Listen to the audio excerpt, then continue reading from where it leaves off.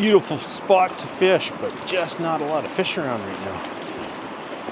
It's mid-January, so honestly the fish are probably just getting into this river system now.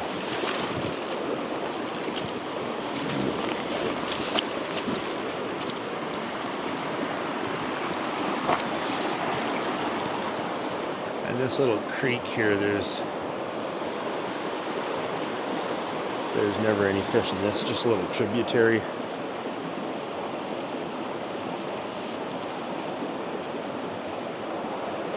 Beautiful spot. Beautiful spot.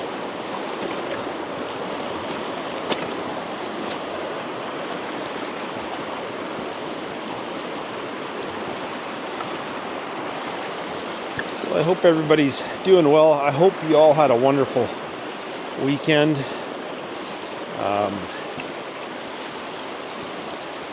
I don't know. I guess I'm kind of ignorant to some of the world standards a little bit, but I don't know if in other countries they celebrate Family Day, but we do here in BC. And this weekend is the Family Day long weekend. So it's meant to be. Today is the holiday, and it's meant to you spend time with your family and just spend time together. It's awesome. And no, I'm not I'm not ditching my family to come out in the woods, but both my girls had to. I spent the entire long weekend with the family, and my girls and my son-in-law. They all came out to the cabin, and we had a phenomenal time. Best time ever. I love spending time with my kids. Love spending time with my kids and my son-in-law and Mrs. Outlaw. We just have so much fun. We don't have to do anything. Play games, just hang out and talk. And but they both had to go to work. They had both had to work today, so Mrs. Outlaw and I stayed out at the cabin. And since I hung out at the cabin on Friday, Saturday, and Sunday, today was fishing day. Today was fishing day. Time to hit the river. So that's what I did.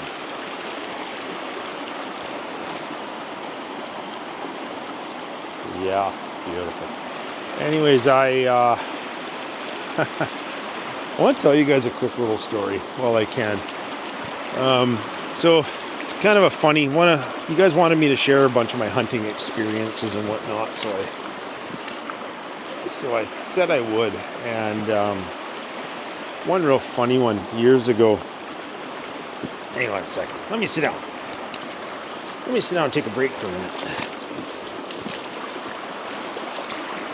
Hang on. So,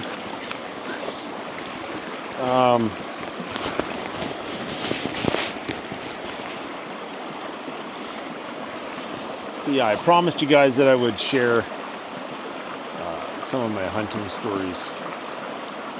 I'm sure somebody's going to bitch at me about doing the video by the river because it might be hard to hear me or whatever, but I'm going to move my microphone up just a wee bit, so hopefully it's not hard to hear me. I hope you guys can hear me. Anyways, so quite a few years ago, it was probably, I don't know. Honestly, I can't remember the year. Probably like late 80s. Late 80s. And I was elk hunting. And I was elk hunting up in the Kootenays of British Columbia, Rocky Mountains. And I had hiked into this valley. No roads or nothing in there. I hiked into this valley to get up on top of a mountain where I had seen elk previously, a few days prior or whatever. And I went in, started doing my hike early in the morning, like at dark, started walking in. And I'm pretty quiet when I walk, and I'm listening for elk and whatnot. And I never call until it starts to get daylight, because you don't want to call something in at dark when you can't see it, right? So, anyways, I was hiking in there, and I got to the bottom of this sort of ridge where I had seen the elk, and I just sat up there. So I sit down, take my pack off, have a snack, just sitting there waiting for daylight and whatever. And it's breaking daylight now, and I could hear something, and I'm like, what the hell is that? It sounded like somebody talking, people talking. And I actually had that happen before with moose. My buddy and I had a herd of moose, and there was a bull with some cows, and they were talking, and it sounded just like people. Like, I'm not kidding, it sounded just like people talking. And this was the same thing. It sounded like just like people having a conversation. And I'm like, that's weird, man. There's no moose up here. This is elk country. And anyways, as it got closer and closer, I could tell it was two guys talking. And I'm like, oh my God, are you kidding me? Way up here. Anyways, I'm like, they're never going to see a damn thing making that kind of racket. So I could hear them coming up the draw, and I'm up on the ridge above them. I'm probably 300 yards from them, above them. And I could hear the one guy explaining to the other guy how to hunt and how to call elk. And tell, I'm unreal at calling elk, man. I can call them right in. You're not going to believe this, blah, blah, blah, blah, blah. And I'm listening to all this. And the guy gets out his elk call and points it up the hill, sort of in my direction, and he blows his elk call. Makes this big, long bull elk bugle, and it sounded absolutely awful. It was horrible. The guy did not know how to call elk. And I'm not an expert, not claiming to be, never have, never will, but I've called elk to within 10 yards, 15 yards, and shot them with my bow. So I'm not a pro, but I can call elk and I can call moose. And this was horrible, a horrible sound. And I just went, oh man, well, there's going to be no elk left in this area. Any elk within 3 miles of that guy is going to be gone. So I'm just like, oh boy. And so he blew his call, and he was all proud to his buddy, and he goes, see, now you just got to wait. He goes, one will, if they're here, man, they'll call back, guaranteed. Just got to wait for them. So I'm like, all right, this will be fun. So I get my elk call, and I use a mouth reed call, put my reed in, and I bugle back at him. Well, you should have heard this guy. You should have heard this guy. See, man, see, there's a bull there. He's coming. See, he heard my call. He's coming. And he bugles again and just sounded horrible again. And I'm laughing my ass off to myself. So I bugle back at him, and then I start doing some cow calls. And he's like, dude, we got a whole herd here. Get ready, they're coming. And I keep bugling, and he's bugling and going back and forth, and I can hear him talking, and I'm like, oh my God, man, if you knew anything about hunting, you have to know that if you're talking like that, they're gone. There's nothing around you. So anyways, I'm bugling, but we're going back and forth, and he's going, yeah, man, we're going to have to go into him. He's not coming to us. We're going to have to work our way to him. And so he does. They start working their way up, and I'm like, oh, man, here we go. Now I'm going to have to confront these guys. So anyways, he's walking and bugling. Sounds horrible. He can't cow call at all. He's just bugling, which you don't do. Anyways, he's working his way up. I give the odd bugle just to keep him interested. And about half an hour later, they're about, 80 yards from me. And I'm sitting at the base of a tree. And he's like, I forget exactly what he said to his partner. Oh yeah, that's right. He says to his partner, or his partner said to him, where are they? Where are they? Where are the elk? And the other guy goes, I don't know. I'm gonna have to call them again. We're gonna have to locate them. Maybe they're on the move or whatever. And I'm like, this is the perfect opportunity. I went, I'm right here. Those two guys absolutely shit their pants. The one guy dropped his gun. He had his gun in his hand. He dropped it and kind of ran behind his buddy, the guy that was calling. And the guy that was calling was literally shaking.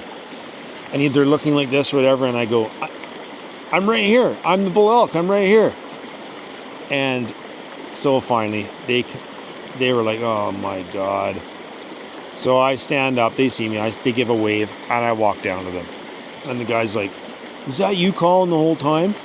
And I'm like, yeah. And he goes, oh man, he goes, that's brutal. I thought we were on an elk or whatever. And I was gonna say, yeah, so did I. I thought it was on an elk or whatever. And so I kept bugling, and then I saw it was you guys, and then I'm like, no, should I tell this guy the truth? And the guy, then the guy that was calling, he kind of says, he's like, man, I thought for sure that you were a real elk, a bull. And then I heard the cows and stuff, and I'm like, yeah, that's kind of what I do. I do a cow call, or I do a bull call, and then I'll do a bunch of cow meowing, and that's how I call him in or whatever. And he goes, oh yeah, I normally just bugle and stuff. And I'm like, oh yeah. I go, and then I start talking to him, like, you guys been up here? You guys come up here a lot? Oh no, first time. I'm like, oh yeah. I said, where do you normally hunt? Well, this is our first elk hunt ever. And I'm like, oh yeah, that makes sense. So he goes, have you ever been here before? I said, yeah, I've been in here for 6 or 8 years. Oh yeah, you ever shot an elk? I'm like, yeah, quite a few. And I said, and he goes, oh, so how does my call sound? And I'm like, oh God. I'm the kind of person that if somebody asks me a question, I gotta be honest, and my delivery is not always the best, but I try to do good delivery because I'm gonna be honest. And I'm like, well, I said, it's not bad, man, but you gotta do this and you gotta do that and stuff. Oh, I do that. Oh, it sounded like that. Oh yeah, I know that. And I'm like, all right. So at the end, I said, other than that, I said, you're awesome. Like, keep it up. I said, you guys will get an elk. You keep calling like that, you're going to get yourself an elk. Anyways, he goes, okay, thanks, man. On their way. Anyways, I just thought you guys would get a chuckle out of that one. I still think about that, and I laugh all the time. I'm just like, oh, my God. The guy thought he was so awesome. And I hated to burst his bubble, but I did. Anyhow. All right, guys, I'm going to wander down the river here a little bit further, and then I'm going to pull up another rock, and I'm going to hammer out at least an email or two for you, because I am falling behind as usual. I'm falling behind as usual. And I still am shocked. The odd comment. Right? I still get the odd comment from the odd jackass that's like, I never saw a Bigfoot in this video. Your descriptions are deceiving and blah, blah, blah. And I'm like, are you really that stupid? My descriptions are deceitful. And I'm like, I'm trying to describe what this person has emailed me. These are not my experiences. I read what people send in to me, and I'm just like, I don't have time to even explain myself to stupid people. You know what? If you were born stupid or you grew up stupid and you're just gone through life being stupid, I got no time for you. I'm sorry. Start attacking me and about my channel. I'm like, beat it. Take a hike. So I honestly, you guys, I don't want to give them more than 40 seconds of my time, but I just delete them. Gone. I hide them so they can never make a comment on my channel again. They can make a new identity and then jump on my channel under a new identity and make an asshole comment, but I'm just going to delete you again. So if that's how you have fun, 99% of them, I don't even look at my read. If it's negative crap, I just hide you so you're gone. But anyways, I kind of find that funny. Anyways, enough yakking. I'm going to get down the river here and hammer out at least an email or two. All right, let's roll. You know, I find it funny. I'm sneaking up on retirement here. I got maybe 2 or 3 years, and I'm going to retire. And so, of course, people around me, you know, they're like, oh, you know, what are you going to do when you retire? You know, you need stuff to do, and they think I'm crazy for retiring, and I'm going to probably retire at about 57. And They think I'm crazy. What are you going to do? What are you going to do with your time? Are you kidding me? What am I going to do with my time when I retire? I could retire right now, and I know damn well that I'm not going to have enough time to do everything that I want to do. I know that for a fact. Because this is the shit that I love to do. And this is how I will spend my retirement. And as I say, I know damn well there's not going to be enough time to do it all. Which is crazy, but whatever, it is what it is. I will do what I can. All right, how's that? How is that for a shitty setting? Yeah, when I retire, man, I will be in the woods.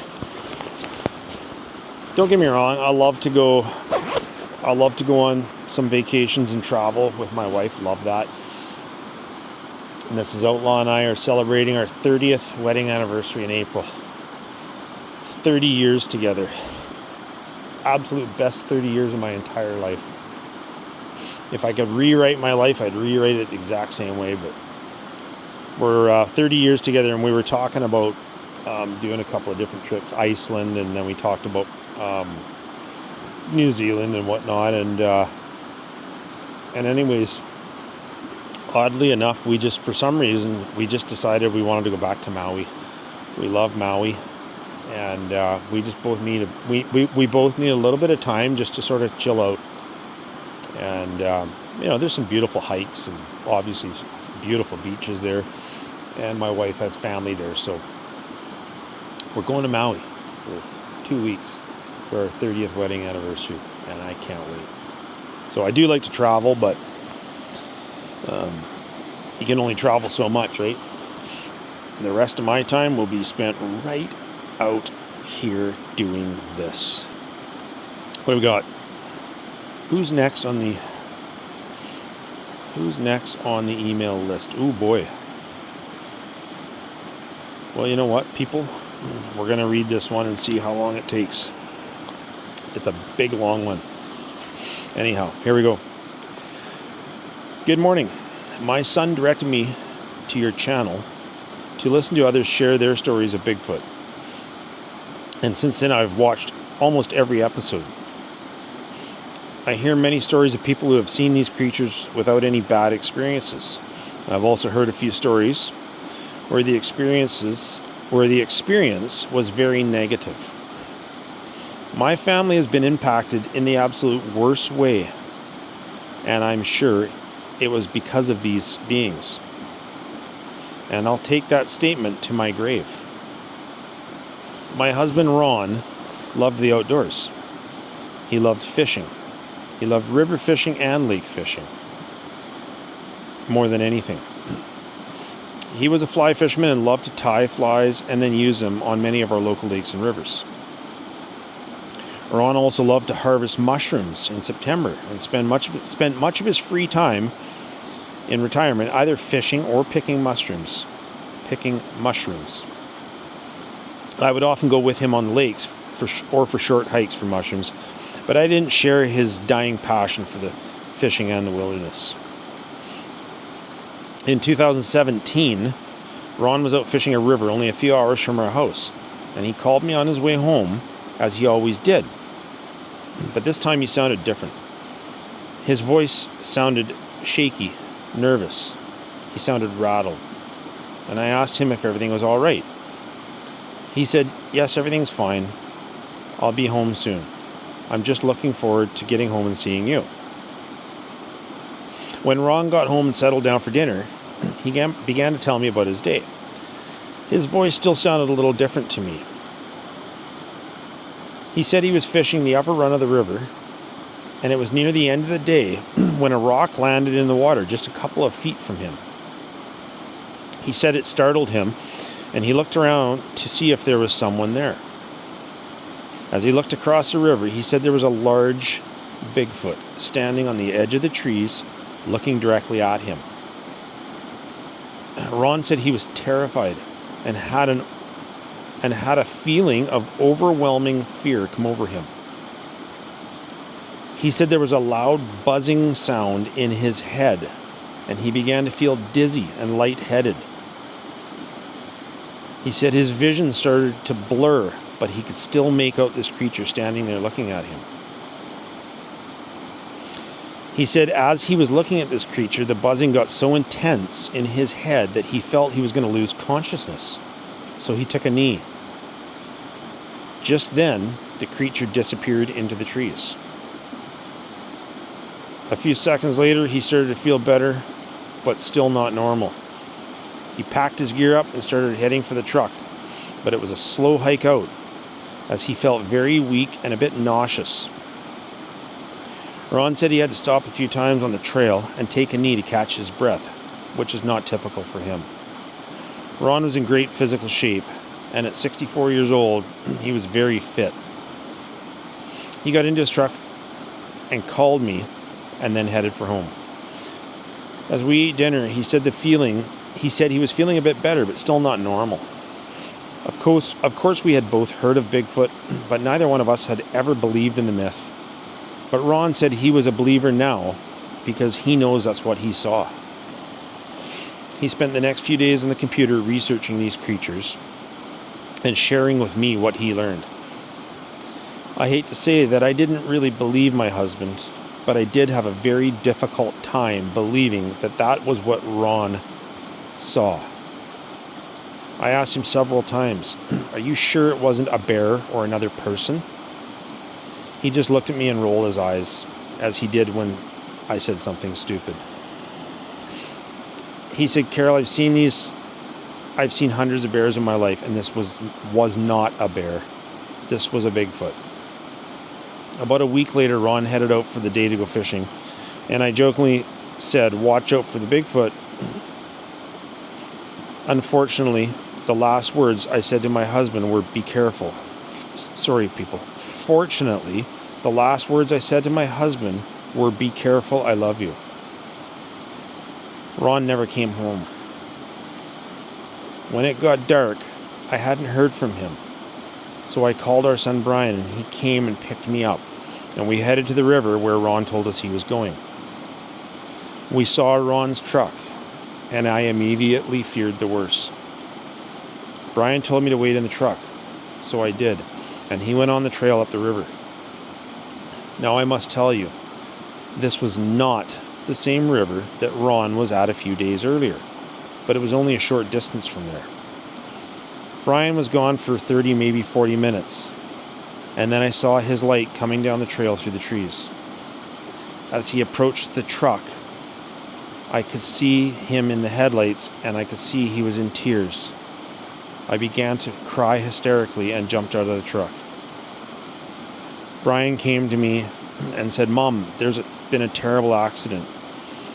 Dad must have fallen and banged his head on the rocks. He's gone."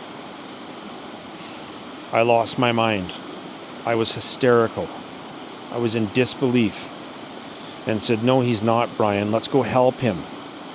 Brian was in tears and said, "Mom, he's gone." I was still in disbelief. Brian called 911, and the police, as well as the local search and rescue, arrived and went to where Ron was. They had to wait for the coroner to arrive before they could bring Ron out. This finally happened, and I was able to see for myself that Ron was indeed gone. This was the most traumatic thing our family had ever gone through, and after all these years, I still can't believe he's gone.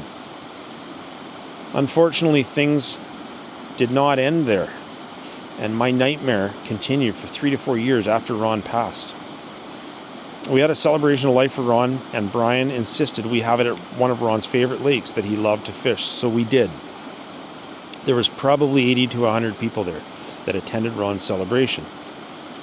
And this is where, once again, it smacked me in the face with another nightmare. We were gathered at the shore listening to the people speak of Ron, and I lifted my head, and right there, maybe 50 to 60 feet from where we were gathered, just inside the trees was a large, hairy man that stood much taller than any person I'd ever seen. I could see the figure of this huge creature, and its face was clear as it stared at the group. I squeezed Brian's hands tightly, and he looked at me and said, "Are you okay, Mum?" I looked at Brian, and he said he could see the fear in my face. I discreetly pointed to the trees and said, "Look." And when I turned back to where this creature was, it was gone. I know what I saw, and it was exactly what Ron had described to me. The rest of the day was just what it was. A couple of days later, I was in my car going to Brian's for dinner. As I backed down our driveway, I was looking in my rearview mirror. Right there in the middle of our driveway, once again, this creature was standing there looking at me. I hit the brakes and turned my head, and it vanished right before my eyes. I seriously thought I was going crazy, and I told Brian what was going on. He said it was probably just my mind dealing with the loss of Dad. I prayed he was right, but feared he was wrong. Maybe a week later, I was taking our little dog for a walk, and we do live in a very wooded neighborhood with lots of walking trails. And as we were walking down the main road towards town and our trail that we generally walked, this creature appeared again right on the edge of the road just inside the trees. This time I froze and stared at it. I began to feel dizzy and lightheaded, just as Ron had described to me. I felt as though I couldn't breathe. I was gasping for breath. And right at that moment, the creature vanished. I went home immediately and called Brian, and he came over to be with me. I talked to my son and I explained that I'm scared, that I'm losing my mind, and these sightings weighed very heavily on me. That night I woke up from a terrible nightmare. I dreamed that Ron was sitting at the kitchen table having coffee with me, and it was so real that I swore it was real, and he was alive. I was talking to him, and he looked up at me and said, "Carol, they took my life. It was him." And then I woke up. I never slept the rest of the night. I called Brian first thing in the morning. Brian came over to be with me again, and I explained in detail about my dream. Brian said that maybe Dad saw another one of these creatures out there that day and was running away from it when he slipped and fell. I said, yes, that could be possible, but it could also be possible that they killed him, just as he said to me in my dream.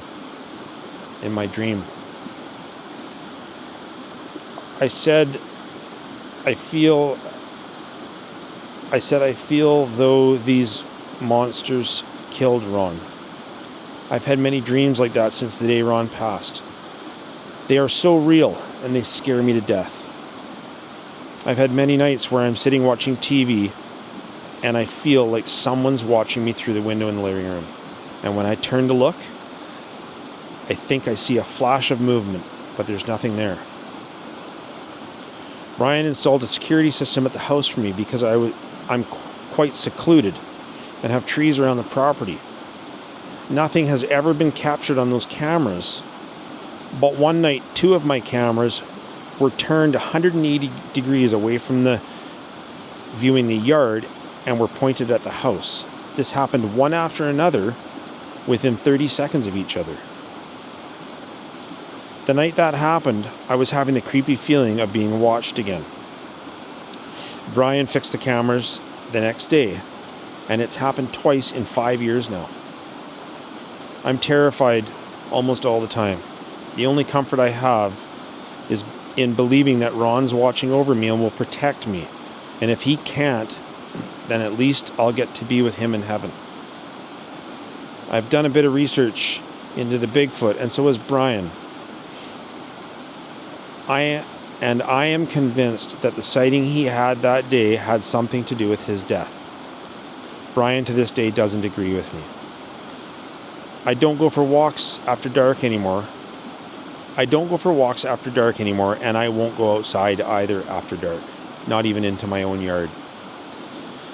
There's been several times over the years that I've seen these creatures in my car mirror, or a quick glimpse of them of one at the back of the property, but they have become less and less as time goes on. I'm hoping that sharing my story with you, that maybe these things will completely leave me alone, or maybe that someone has some answers for me. I miss my Ron every day, and I can't wait to see him and be with him again. I'll leave it at that for now, as I'm sure I've already taken much of your valuable time. I've just started to watch another one of your new videos and look forward to listening to this story, although most of them scare me to death. I fear these beings that Ron saw. Be well, Darren. Thanks. Carol Ross. Jesus. Oh, man. Carol, I am without words.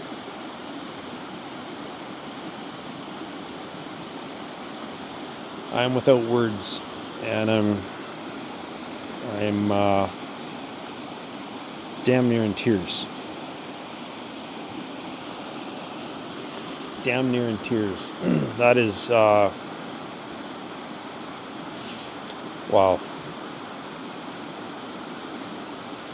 I don't know if I can offer you anything. I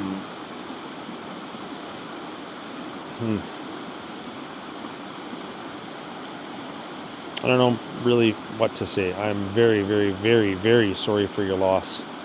I know how my mama was when we lost my dad. My dad was 77 and my mom was only like 71 at the time. And my mom's world got turned upside down. So I can imagine what you're going through, what you went through. Thank God for your son. But you know what? Maybe Brian, your son, is right. Maybe your husband did see one of these people again, and maybe it was fear, and maybe he was running away or whatever and slipped. I mean, I am fishing on a river as I read this. My word. It's very slippery, and maybe your husband was startled, and maybe he was moving faster than he should have been. Maybe he did slip and fall and bang his head.